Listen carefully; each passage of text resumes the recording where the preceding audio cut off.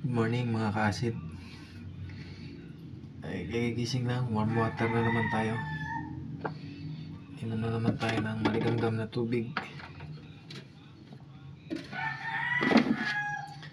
Ito lang rotate ng araw-araw natin tuwing gising. 2 cup na warm water.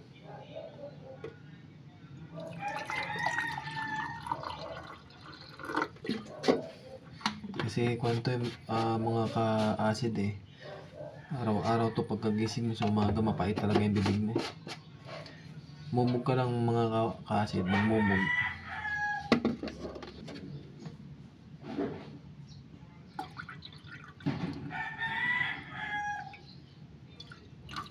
Pwede rin naman siya kung mga ka-acid, yung lagyan mo siya ng asin, imumog, pwede rin yun. Ang ginagawa ko, pagkuhan lang, paminsan-minsan lang yung magkuhan ng asin. Ito yung magaganito talaga. Kasi hindi pa tayo makaka-exercise ngayon kasi makulimlim.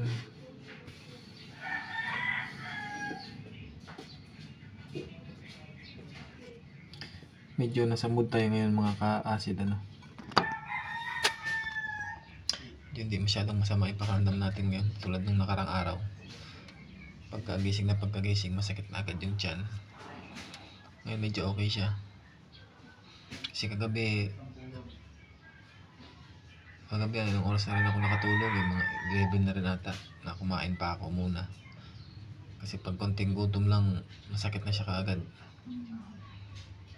Sakto nakakain ako kagabi, bandang magto-12 na ata ako nakatulog. Ngayon medyo okay yung pakiramdam natin. Minsan kasi mga 8 tulog na ako, ito 8 ng gabi. Tulog na ako, kaya pagkagising ko ng umaga, masakit yung tiyan ko, mahapdi. Kahit uminom pa ako ng maligamgam na tubig. Saktong-sakto niyan pag mainit na mamaya, lakad-lakad na naman. Ganoon na talaga ang rotation ng kwan ko, ginagawa ko sa araw-araw para ma-exercise, ma-boost yung katawan natin. Huwag natin talagang hayaan mga ka-acid na lagi tayo nakatambay sa loob ng bahay. Kasi yan ang ginagawa ko dati. Lalo talaga ako nanghina. Kaya pag pag may chance ka talaga, may oras ka talaga, exercise ka talaga. Tuwing umaga yan, kahit maglakad-lakad ka lang, magbilad ka lang sa araw, the best na yun. Kaya iwas ka rin talaga sa mga bawal, mga ka-acid. Lahat ng may mamantika, bawal yan. Lalo yung mga biskwit na mayroong margarine, bawal na bawal yun. Nakakaasim ng kwan yung sikmura.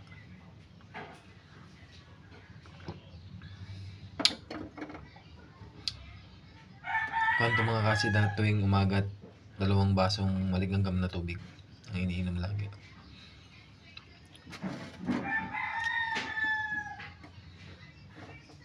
Sige mga ka-acid, sunod na video ulit.